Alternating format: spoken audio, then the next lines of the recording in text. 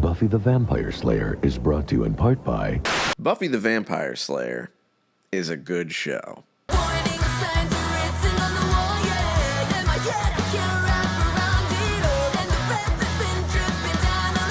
Now, this shouldn't be a very surprising opinion, but if you were born after the year 2000, you might not be aware of just how great Buffy the Vampire Slayer is. Every once in a while, I talk about Buffy in a video or a tweet, and I get a shocking amount of people saying, wait, is this show actually good? I thought this was just a CW vampire drama. You gotta understand, before it was called the CW, it was WB. And WB was Buffy's channel. In the same way that the CW is now known for Riverdale-style shows, late-night WB was centered around teen dramas. Some people were into Smallville or Charmed, but the fact is that all of these shows started because of Buffy. And don't get me wrong, this show is raw. I think that watching Buffy is very similar to reading a long-running superhero comic, which is funny because the show is partially based on the Chris Claremont X-Men run from the 70s. It's about half Monster of the Week and half overarching plots that at times take years to develop and grow. The character writing in this show is phenomenal, with the core cast containing some of my favorite character arcs in all of fiction.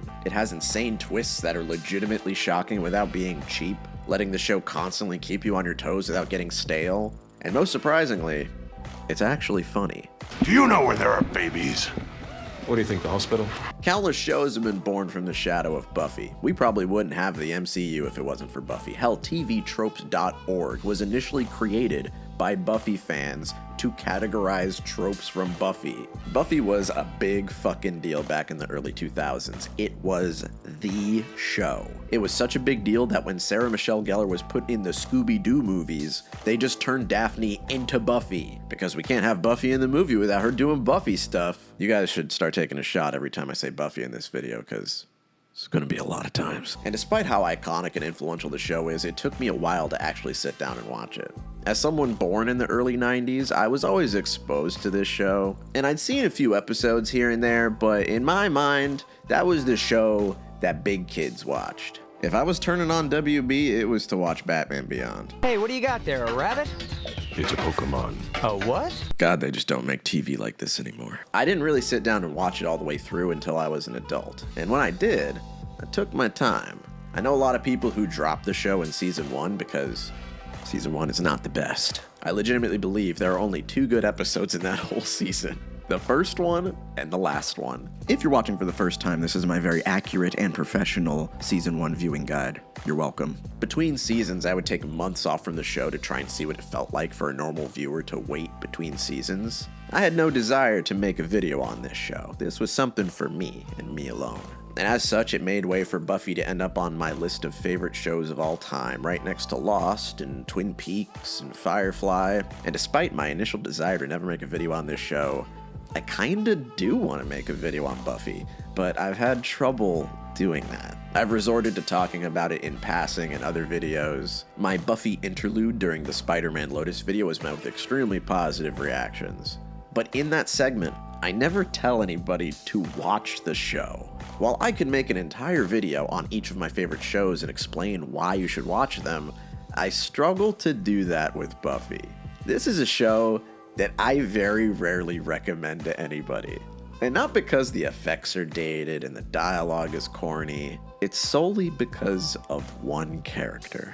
And that in itself is very strange to me, because I'm not one to hate characters very often, especially not in one of my favorite shows. See, a little while ago there was an article or something on the most hated TV show characters of all time, voted by you. Yes, you, Brian. The list is mostly just well-written antagonists, but not even entirely, which makes me wonder what they meant by the word hated. Because to me, if the villain of the show is hated, that means they are well written. Joffrey and Ramsay Bolton are at the top of the list because they're so deliciously detestable. But as I watched Game of Thrones, I never hated them. I like these characters because I enjoy seeing a villain that is well written. That's just me though. I understand if you see their evil deeds and you feel hatred towards them, but for me, that just means the writer is doing their job. I can't hate that. But then further down the list, we have characters who aren't even villains. They're just characters who might annoy the audience. We have Tony Soprano's mom, Skyler from Breaking Bad. Fucking Caillou is on the list. Tony's mom is no worse than the other murderers and abusers on the show. Skyler White literally didn't do anything wrong in all of Breaking Bad. Okay, she did smoke while pregnant, and that was pretty bad, but that's it. See, you may notice a theme with these characters. They're just annoying women who sometimes stand in the way of the male main character. The people who hate Joffrey hate him in a completely different way than they hate Skyler. If you hate Joffrey, that's very normal. You're supposed to do that. That's what the writer wants. If you hate Skyler, you're stupid. And that's what inspired this video, because to me, none of these characters are ones that I would say I hate. That word doesn't make sense for them. But I do have one character I hate. And if it was up to me, he would be at the top of the list. A character so foul, so horrid, that he has kept me from recommending one of my favorite shows to you all. And his name is Xander Harris. You want him? You come through me. I think about sex all the time. Naked girls, naked women, naked Buffy. Oh, stop me. I'm 17. Looking at linoleum makes me want to have sex. You know what? I'm sick of this crap. I'm sick of being the guy who eats insects and gets the funny syphilis. I'm finished being everybody's butt monkey. Check. No more butt monkey. Tonight's all-new Buffy the Vampire Slayer will return in just a moment. This video is sponsored by Saley. Saley is the new eSIM service brought to us by Nord Security. And when I heard Nord was offering affordable eSIM plans, I knew it was something I had to check out. Now I know a lot of you guys are traveling for the holidays, and there's nothing more annoying than having no internet connection when traveling abroad. It's kind of a disturbing feeling. It feels like you're lost in an empty void, in a strange world, unable to check your Discord messages. You see, Saley gives you an eSIM, which is a digital version of a SIM card. And it can provide you a beefier internet connection when you travel, and it can save you money on roaming fees. Saley is also quick and easy to install, and it will kick in the moment that you land. So if this sounds like something you'll need, you can get an exclusive 15% discount on Saley eSIM data plans. Just head to Saley.com/Cosmonaut and use code Cosmonaut at checkout. You can also scan the code on screen to get started immediately. Just in case you missed it, that's Saley.com/Cosmonaut and use code Cosmonaut at checkout. Now before we start, I should warn you guys, if you have any interest in watching this show, I'm gonna spoil a few things. I'm gonna try not to spoil anything major. I'm gonna avoid like character deaths and stuff like that, but anything related to Xander is fair game. I do think people should watch this show, and I am going to talk about my least favorite thing in it, so it might not be the best sales pitch. So watch the show. It's good. Come back here later if you want. I'll wait. I'm also not going to talk about any of the actors or their personal lives. You could make a whole separate video about that on its own. I am just here to talk about the characters and how they are written. But before we talk about all of that, we have to talk about Buffy and its inception a little bit. You see, Buffy the Vampire Slayer is a series born from one simple concept. Imagine the opening scene from your standard horror movie. A young blonde woman is walking down an alley at night when she's attacked by some sort of foul creature. But imagine if instead of being killed and never spoken of again, that girl beats the dog shit out of the monster. Because he wasn't on the hunt, she was. That's the premise that Buffy was born from. It's a pitch that is so simple and so effective. And it's a concept that was created by Joss Whedon. Now yes, Joss Whedon has received a lot of hate lately, and justifiably so. It's one thing to write a few bad movies, but abusing women is where me and most other people draw the line. But lately, I've been morbidly fascinated with Whedon's work. I've been very interested in how his writing style has kind of shaped everything we watch now. People often refer to any snark or quippiness in a film or show as Whedon-esque. just because that's how it sounded in the Avengers. And most of the time when people call dialogue Whedon-esque, they aren't even being very accurate. In fact, what if I told you that you notice this style of writing more often because you've been hearing it for longer than you think? Now, if you're the kind of person who says, I hate Joss Whedon and I will never consume any of his work, well, I hate to break it to you, but you probably already do. Because even before he hit the mainstream with Buffy, he was tossed around from studio to touch up scripts and make them punchier. He's written for things that would quite frankly shock you. Do you like Toy Story? Twister, Speed, Atlantis the Lost Empire, the X-Men movies. He's directed a few episodes of The Office, and there's probably more things that you love that he's touched and wasn't even credited for. While most people can agree he's a shitty person, it's hard to navigate the world of modern media without encountering something he's worked on. What's Mole's story? Trust me on this one. You don't want to know. Audrey, don't tell him. You shouldn't have told me, but you did. And now I'm telling you, you don't want to know. Honestly, tell me that line delivery is not something that you would see in an Avengers movie right now. And through a weird sequence of events, we're now kind of stuck with that style of writing. It's no exaggeration to say that the writing of Buffy has eventually gone on to inspire the way 90% of movies and shows are written today. But of course, I'm not saying you have to worship the guy. I'm just bringing something up that I think is interesting. There are 144 episodes of Buffy. Only 25 of those were written or directed solely by Joss Whedon. As is the case with many TV or film productions, one person usually isn't running the show. With a production this massive, I have trouble writing this entire thing off because of one shithead. Because an army of talented and possibly non-shitty people also contributed to what makes the show great. And despite this, I still have trouble recommending Buffy to people. Which is weird because I would in a heartbeat recommend Firefly to anybody, a show that's also created by Whedon with all of his writing style intact. But the difference with Buffy is that it has something all of Whedon's projects do not possess. A character that Joss Whedon has admitted is his self-insert. A character that is meant to represent Joss Whedon. A force that serves as a constant reminder that even if Joss Whedon isn't on set, even if he's not directing it, even if he's not writing the episode, he is always watching. And that character is Xander. As far as who I relate to, Xander was obviously based on me, the sort of guy that all the girls want to be best friends with. Alexander Lavelle Harris is one of the main characters in Buffy the Vampire Slayer, one of the main members of the Scoobies, the term that's used in-universe and by fans to refer to Buffy and her friends. He's basically the Sokka of the group, if Sokka sucked forever. He's the only person in the Scoobies with no exceptional skills or superpowers. He's not smart like Giles, he can't do magic like Willow, he doesn't have super strength and a healing factor like Buffy does. He's just a guy. Now, normally this archetype is associated with a lot of beloved characters. There's a lot to love about a character who's just a normal guy trying to make it in a world of wackiness. But normally those characters are beloved for the unique aspects they bring to that group. They might offer humor and serve as necessary comedic relief. They might offer a unique perspective that gets the group out of sticky situations. Xander's different in that he doesn't really offer any of that. Xander Harris is a rude, unfunny, misogynistic moron. His entire role in the story revolves around saying unfunny comments and being horny for every female character in the series. He's a bad friend to Buffy, which isn't a quality that's unique to him, but he does it in a way that particularly makes me angry. He's the only aspect of the show that has aged badly, and it has made it very difficult to recommend this show because whenever somebody turns the series on for the first time, they meet him and realize, wow, this guy fucking sucks.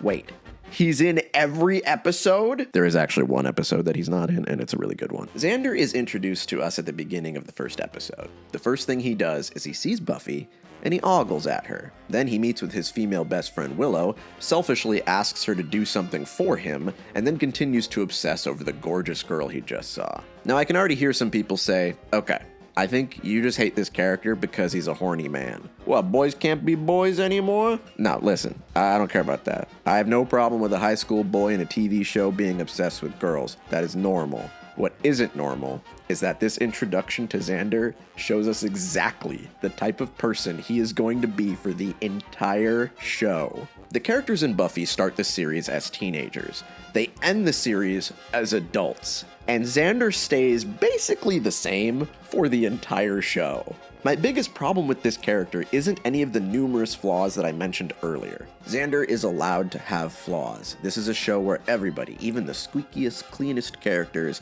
have a gigantic and catastrophic personality flaw. But the difference is that Xander is the only character that never changes into a character that we can enjoy watching. He's not the only character that starts off annoying. In episode 1, we're also introduced to Cordelia, the stereotypical mean girl, and she's meant to piss us off. Most people who hate Skylar White would probably hate Cordelia too. But Cordelia is one of my favorite characters because she's well written. I don't get it. Buffy's a Slayer. Shouldn't she have... What, a license to kill? Shouldn't there be different rules for her? Sure, in a fascist society. Right! Why can't we have one of those? Even when she's in her season 1 and 2 mean girl mode, she's fucking hilarious. The writers kind of popped off with her dialogue. I have to have the most expensive thing. Not because it's expensive, but because it costs more. You know, Hello, Miss Motormouth. Can I get a sentence finished? And she quickly grows out of the stereotypical mean girl persona and becomes one of the most heroic characters in the series. In season 1, Willow is a nerd who can't talk good and dresses like a fucking Cabbage Patch Kid. But by the end of the series, she becomes an elder tier wizard. Buffy starts as a sassy, cool girl with a lot of hope and optimism. But by the end of the series, she's forced to grow up and becomes the strongest personification of raw depression that I've ever seen in a television show character. While their core personalities stay intact, everybody has a lot of growing up to do in Buffy, but not Xander. He starts off as a little shit and he ends the show as a little shit. Out of the 7 seasons of Buffy, I'd say Xander in season 1 through 3 can be classified as incel Xander. Then Xander in seasons 4 through 7 are what I'd call stupid older brother Xander who thinks he's wiser than he is. So let's start with incel Xander, because those early seasons are where a lot of my biggest problems begin. Now, Xander's story arc in season 1 is very simple. He has a crush on Buffy, he wants to ask her out. At the same time though, he's aware that his best friend Willow is madly in love with him. He simply does not care. Now, we're never made privy to why Xander doesn't want to date Willow. For these first few seasons, it's very apparent that Willow likes him, and even Xander knows this. He just doesn't give a fuck. But at the same time, Xander is desperate for validation and attention, both of which he gets from Willow regularly. Honestly, we're only shown one potential reason why he doesn't like Willow back. And it's because she's not as hot as the other girls. Willow is not very good at hiding the fact that she's in love with Xander, and it upsets her deeply when Xander openly ignores her and obsesses over Buffy. I should ask her out, right? Won't know till you ask. That's why you're so cool. You're like a guy. You're my guy friend that knows about girl stuff. Oh, great. There are a few moments in these early episodes where he briefly entertains her whims, but it feels like he's doing it because he's bored. It doesn't feel genuine. He only considers Willow's feelings for him when it's convenient or when he's run out of other options. He also hates Angel, the mysterious man that Buffy is now obsessed with. But again, this is not a problem in a vacuum. It is perfectly reasonable for the guy who's in love with Buffy to be jealous of the guy that she likes. It allows for an interesting dynamic in the early seasons. In season 1, Xander is annoying, but we just met him, so the hope is that he'll learn from his mistakes and, grow as a character. Throughout the season, though, he has a lot of moments that show just what kind of person he is. He's very selfish, and not in a cute way. He has a way of making everything about him. Xander, this is deeply dangerous. I'm inadequate. That's fine. I'm less than a man. But worst of all, he's not funny. The Buffyverse is one that is built on comedy, and a lot of the time it works, even if it is corny. Fascinating. A heart. It's not a heart, it's a Bambi. Some of my favorite jokes in Buffy come from a comedic visual instead of a verbal joke, like a brainwashed Buffy trying to kill an innocent man with a rocket launcher. There's another insane joke where one of the side characters rewrites the whole universe to make himself the main character, and they go so far as to change the theme song to include him. The humor might not work for everybody though, because there's a lot of it. You can't have 140 plus episodes full of jokes and have all of them be bangers. The show also does rely on your tolerance for quipping. Every character in the show is written with a comedic slant. Everybody expects me to do everything around here because I'm the principal. This is just the tone of the series, and it works most of the time because it's consistent. It also helps that most of the characters are just born to be funny. Again, I bring Cordelia to the stand. I swear, one of these times you're gonna wake up in a coma. Wake up in a... Oh, never mind. And even though the main characters are all little fucking comedians, their humor has slight differences. Buffy's jokes usually feature her making a pun or some kind of observational humor. Did you really think you could best me here when you couldn't below? You have fruit punch mouth. Buffy's telling jokes to piss off her enemies. She's like Spider-Man. She's trying to get a rise out of them so they fight worse. Wow, that was really funny looking. Could you do it again? I'll kill you for that. For that? What were you trying to kill me for before? Willow doesn't usually make jokes outright, and her humorous dialogue usually stems from her being awkward. When she says something corny, it's in an adorable way. Okay, but do they really stick out? What? Sore thumbs, do they stick out? I mean, have you ever seen a thumb and gone, wow, that baby is sore? But Xander is actively trying to be funny and make people laugh. He is the only character that does this, and that trait makes it more annoying. I mean, arresting the cell deterioration is one thing, but... Hello. I want to get ahead. In every episode, he thinks he's the funniest fucking guy in the world, and it's embarrassing.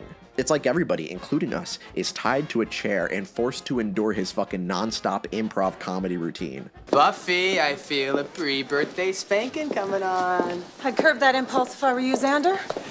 Check, cancel spanking. Every other episode, he has some lame-ass shit to say. You can guarantee that if Xander is going to open his mouth, it will not be worth your time. Hey, it's me. If Angel's doing something wrong, I want to know. Because it gives me a happy. And strangely enough, a lot of Xander's humor is just him making fun of somebody. You know, hey, I don't know what everyone's talking about. That outfit doesn't make you look like a hooker. His jokes are almost always at someone else's expense. Sometimes his comments are so mean, I can't even begin to find the humor in them. Which one do you think Owen will like better? The red or the peach? Oh, you mean for kissing you and then telling all of his friends how easy you are so the whole school loses respect for you and then talks behind your back. This also makes more sense when you realize that Joss Whedon talked way worse than this on set. He didn't see anything wrong with how he talked, so of course it makes sense that his self-insert character talks like this.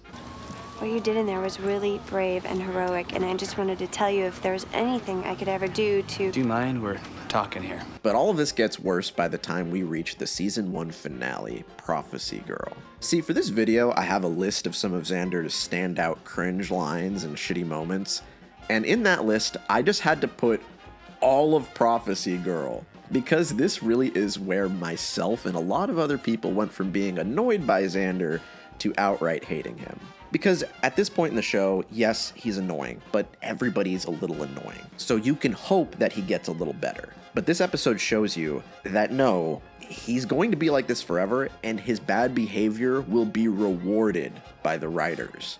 In this finale, a lot of story arcs have come together. Buffy has to finally confront the main villain and accept her role as the titular Slayer. But first, the episode begins with Xander finally mustering the courage to ask Buffy out on a date. And of course, she rejects him. She tries to let him down easy at first because this is her friend and she doesn't want him to get hurt. Buffy, I like you. A lot. And I know we're friends and we've had experiences, but I want more. I don't want to spoil the friendship that we have. But then, Xander starts begging. I just don't think of you that way. I'll try. I'll wait. Brother, The man simply doesn't take no for an answer. He ends the conversation by lashing out at her and being rude, because that's what he does best.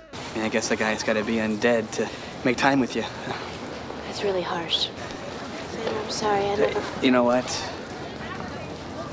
Let's just not. And this is really where Xander started to be a problem for me. Maybe you watch this and you can see yourself in his shoes, and that's fine. I think a lot of people have been in Xander's position in this episode. But the problem is, it gets worse from here on out. Xander stays pissy for the whole episode until it comes time for him to save the day and literally resuscitate Buffy, who was found dead in Miami.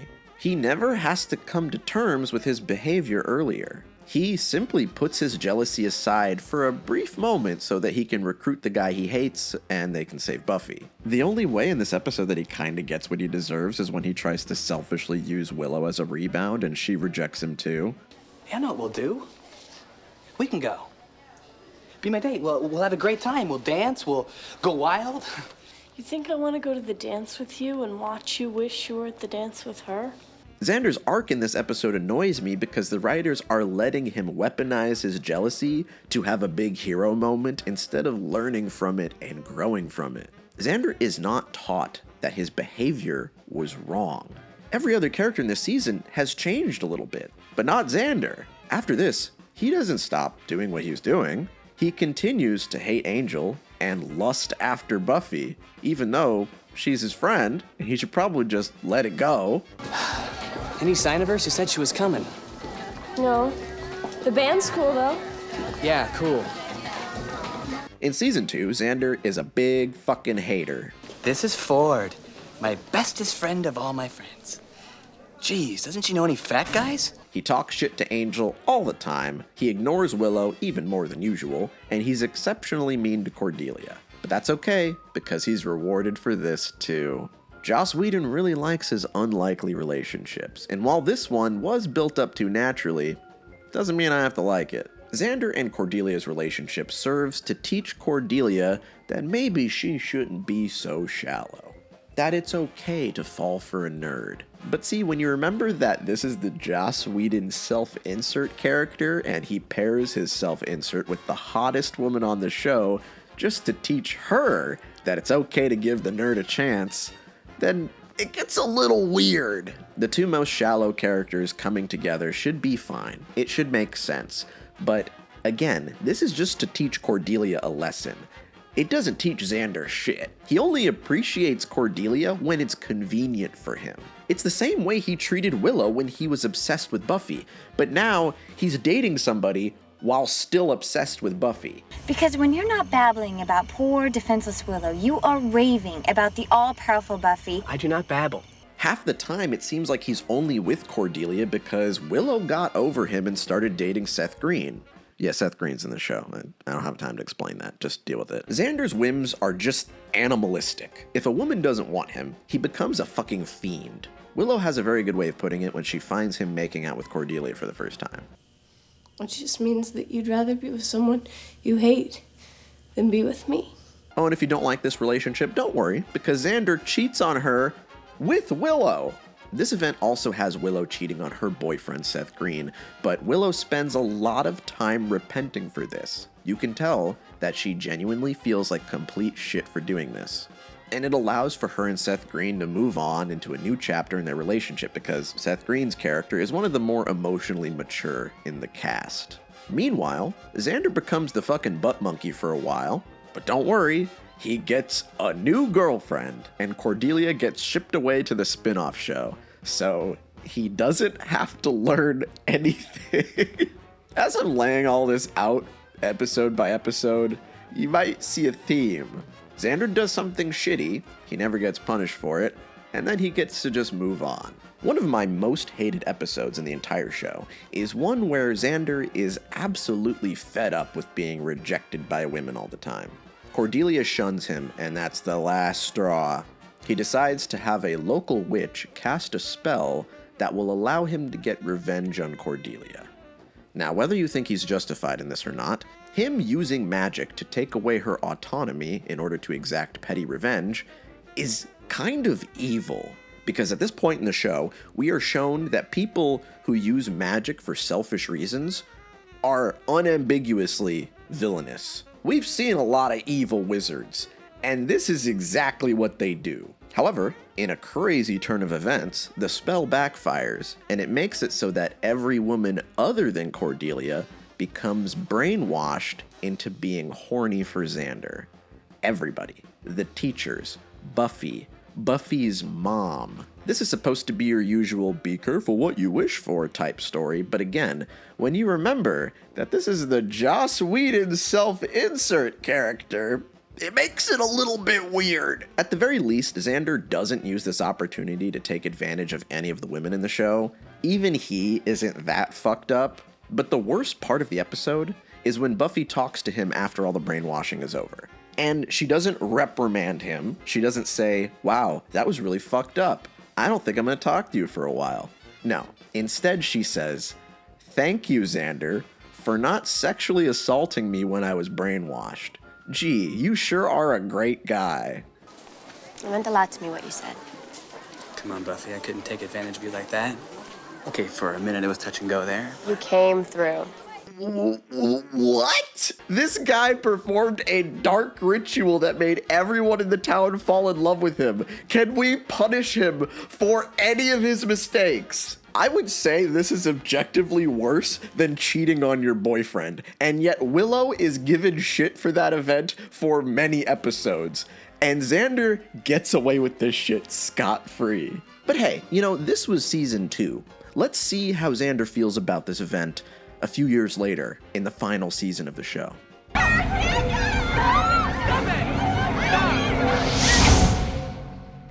Good times.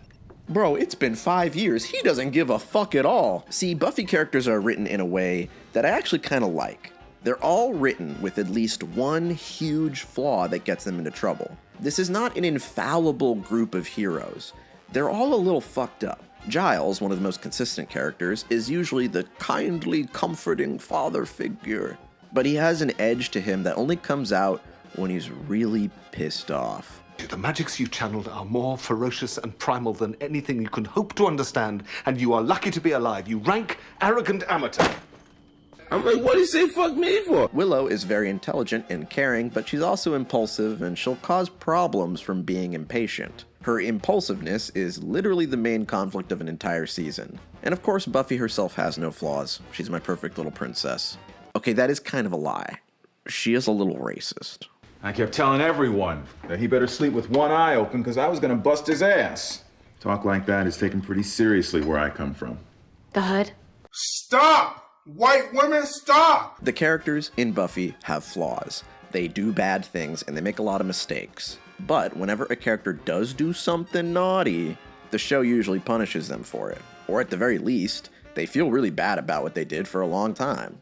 But this does not apply to Xander. When he lashes out at his friends, they kind of just look at him like, oh, Xander, I know he means well, so I can't stay mad at him. The girls always give him the boys will be boys excuse. In the first Halloween episode, Xander is being bullied when Buffy comes up and saves him. And what is Xander's reaction? Do you know what you just did? Forget about it. Oh, I'll forget about it. Maybe 15, 20 years when my rep for being a sissy man finally fades. Oh, thanks. Thanks a lot for your help. What is this dude's problem? First of all, you're like 6 feet tall with an athletic build. You fight for your life every night. Why are you getting bullied? Grow up. Secondly, Buffy doesn't even take offense to this. She's just like, ah, Xander, you're such a boy. Oh well. I think I just violated the guy code big time. And then she apologizes to him later. I'm really sorry about this morning. Do you mind, Buffy? I'm trying to repress. Am I crazy here? She should not be the one apologizing. Now, the saving grace here is that while Xander is completely insufferable in the high school seasons of the show, after graduation, he doesn't have much to do because unlike Buffy and Willow, Xander doesn't go to college. And since season 4 and 5 are the college seasons, Xander doesn't really have much to do. For the life of me, I can't think of anything significant that Xander does in season 4. He's just around, but he doesn't really do anything or contribute much to the plot. But don't non-college guys usually populate the non-campus? Usually. Just thought I'd come around and check on my girls. You see, Joss Whedon made an unbreakable law that Willow, Giles, and Xander cannot die in this show. And this is a show where characters do die a lot, but those 3 characters are not allowed to be killed. Giles is always the Merlin character, so he always has something to do. Willow goes through a ton of changes in her college years. She becomes a wizard, she becomes a lesbian. It's never a dull moment with her. Xander just kind of starts dating his little funny demon girlfriend, who's 10 times funnier than he possibly could be. Really, the only benefit to having Xander in the show anymore is that it allows Anya to be in the show. Anya is a demon who's learning how to be human after she got trapped in a human's body. I mean, I, for one, didn't want to start my day with a slaughter. Which really just goes to show how much I've grown. Anya is also in the pantheon of my favorite characters, and her only flaw is that she comes stapled to Xander. And it feels like she's only in the story so that Xander has something to do, or someone to do. That's not a joke. I think the only thing they do in season 4 is have sex a lot. You see, remember Seth Green? You know, he dated Willow. Now again, you might not have even known he was in the show. That's because after a while, he leaves Buffy the Vampire Slayer. And he isn't killed off like most other characters. He just leaves, because his character runs out of shit to do. It's easy to forget he was ever even on the show. It's really quite simple. His character ran his course, so he was written off. This also happened to Cordelia, and a lot of other characters. Now, why couldn't this happen to Xander? Xander spends a whole season doing fuck all until Buffy's sister Dawn shows up. For reasons I won't get into because it would make the video longer and more confusing, Buffy inexplicably gets a mysterious sister in season 5. It is very interesting and high concept and weird, and it's one of my favorite aspects of the whole series. But for this video, all we need to know is that Xander takes a distinct older brother role in relation to Dawn. See, around this time, Dawn has another babysitter type character with Spike. Spike is a character that spends a lot of time endearing himself to us, the audience, and to the other side characters on the show. The main cast has their own reasons for not trusting him, because a few seasons ago, he was kind of evil and he was killing people, but, you know, he's over that now. But a lot of the side characters, like Buffy's mom and Dawn, don't have a reason to hate Spike, and that lets us see a new version of him. When he's protective of Dawn, it is for purely selfless reasons. And his behavior towards her can help us recontextualize what it means to be a vampire in this world, because up to this point, we are shown that vampires cannot be good, no matter what. If you are a vampire, you lose the part of your soul that lets you be a good person. Spike is a being of pure evil who is forbidden from doing anything evil by the plot. So when he chooses to be selfless and protect Dawn, it shows that he has earned the role of her protector. But still, Xander gets to hold that title without ever earning it. Xander treats everyone like an equal. He doesn't look down on people. That outfit doesn't make you look like a hooker. In the case of Xander, when Dawn is introduced, we are simply told that as long as he's known her, he's been seen as her older brother. That's it. We don't get proof. We're just told that, and we just have to accept it. There are a lot of scenes where Xander is allowed to be protective and wise in relation to Dawn. However, it should be noted that Dawn has a huge crush on Xander. Joss, I have a question for you. Why is the 16-year-old actress's character in love with your self-insert? Xander is so much cuter than anyone. And smarter, too.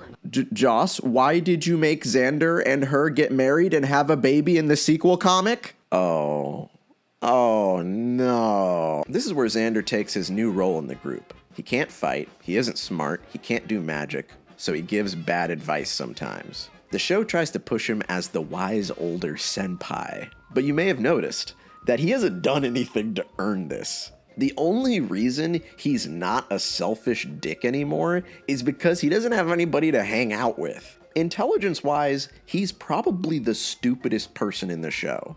And we already have the wise mentor figure to offer sagely advice. We don't need two, but Xander isn't allowed to die, and he's not allowed to leave the show, and he needs something to do.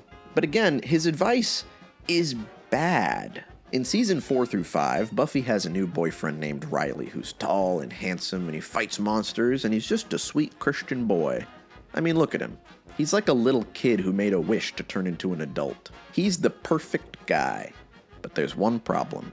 Buffy still doesn't love him. Maybe it's because he's too nice. Maybe it's because he isn't edgy enough. We never hear her reasoning, and that's one of my favorite things about the show. We know that he isn't right for her. We can feel it in her body language and how she treats him. Eventually, Riley decides enough is enough he can't be with her. They have a big fight, and he leaves to go to monster hunting army camp. That's not a lie. That's literally what he does. They want me back, Buffy. The military. The show is so stupid. I love it. And while Buffy is sad about this, we as the audience know that this is right for her. It is better for both of them if they break up. But then after her little fight with him, for no reason, Xander shows up. And he has this big important talk with her about how she needs to go and get her boyfriend back because he is good for her. What am I supposed to do? Beg him to stay? Why wouldn't you? And this is painted to us as the correct advice. She agrees with him, and she goes to run off to be with Riley, but oh no, she's too late. He's going away to army school or whatever. This is now being written from the perspective that Buffy was wrong for not liking somebody who isn't right for her. Because remember, Xander is the voice of reason. He is literally the voice of the creator of the show. We know this isn't correct. This was bad advice. But now the whole scene is being flipped on its head for some reason, just because Xander had to open his fucking mouth. Whenever we have wise, older senpai Xander, the scene always shifts in a way as to get us to agree with him.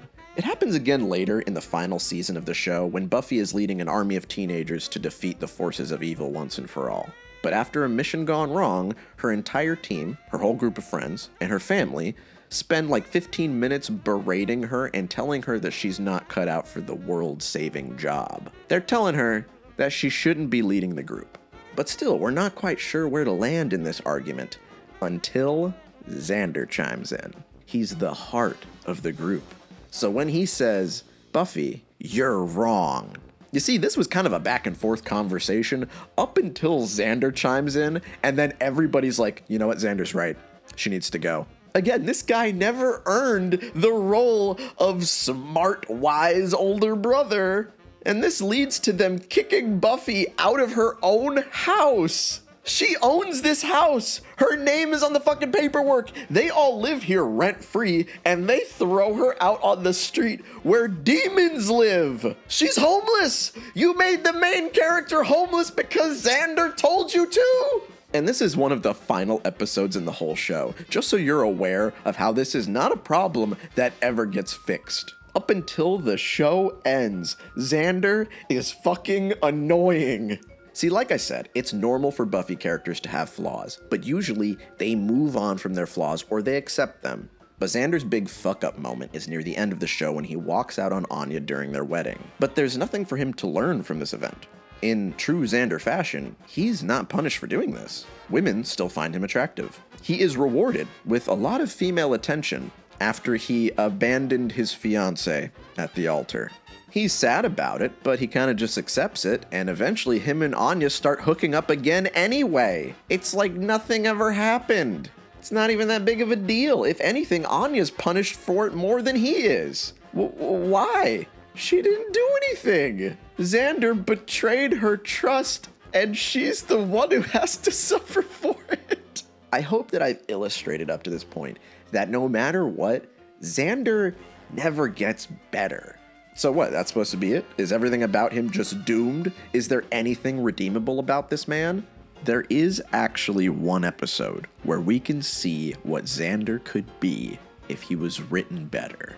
In Season 3, Episode 13, The Zeppo, aka the Xander episode. Yes, there is one episode that is 100% completely devoted to Xander.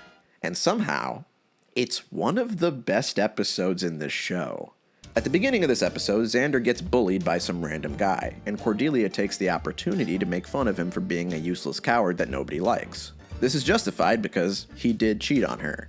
It's one of the few times a character is honest with Xander about his flaws. Integral part of the group? Xander, you're the useless part of the group. You're the Zeppo. This confrontation sends Xander into a spiral. He tries to find anything that could make him seem more cool. I mean, you yourself, Oz, are considered more or less cool. Is it about the talking? You know, the way you tend to express yourself in short, non-committal phrases? Could be. He borrows his uncle's car to try and upgrade his coolness status, but nobody seems impressed. During all of this, Buffy and the other important characters discover a generic, reality-shattering evil that they have to defeat for the episode. This new apocalyptic evil force is barely described to us. It's almost comedic how little elaboration we get outside of "it will be the end of all things." It's just an excuse for the main characters to be too busy to bother with Xander's nonsense. The other characters care so little about Xander in this episode that they send him to go get donuts while they're saving the world. But this is where his adventure begins. While he's out buying donuts, it turns out him getting a new car actually worked. A hot girl shows up and thinks that his car is really cool. It seems like the universe is rewarding Xander for doing absolutely nothing. But he quickly realizes that this girl is really shallow and boring. This is satisfying to see as a Xander hater. It's always a good day when Xander's being punished for being a doofus. It's best you stay out of harm's way. But I can help. Hey, you wanna go for another drive? When he's trying to leave the club with the car girl, he accidentally crashes into the bully from earlier. Before he can get his ass kicked, a cop shows up and Xander gets the cop to back off, which makes him seem cool to the psychotic bully. The bully guy then gets Xander to help him pick up his boys so they can all party. Turns out his boys are zombies, and they decide to drag Xander along for their zombie rampage through the city. If you haven't noticed the theme, the episode basically centers around characters finally considering Xander to be cool, and he is promptly punished for it.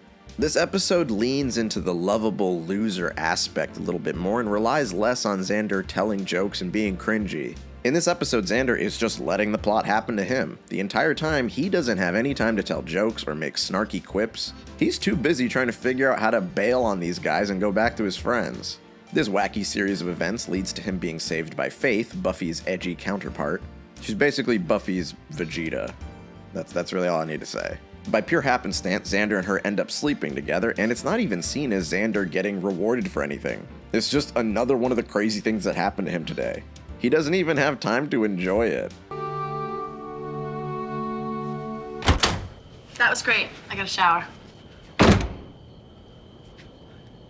In this episode, Xander is really just a victim of circumstance. He's not rude or misogynistic. He started the episode with a pretty normal and understandable goal, and it kind of just went out of control. And it's very easy for us to see ourselves in his position. This is the relatable aspect of the character that usually goes forgotten in every other episode. And during all of this, the cuts back to the main group are so overdramatic, but it's played for laughs here. Buffy, this is worse than anything we've ever faced. I love you. Don't talk to me like that. Okay, this is my fight. And if you won't do it my way, then you're... Hey.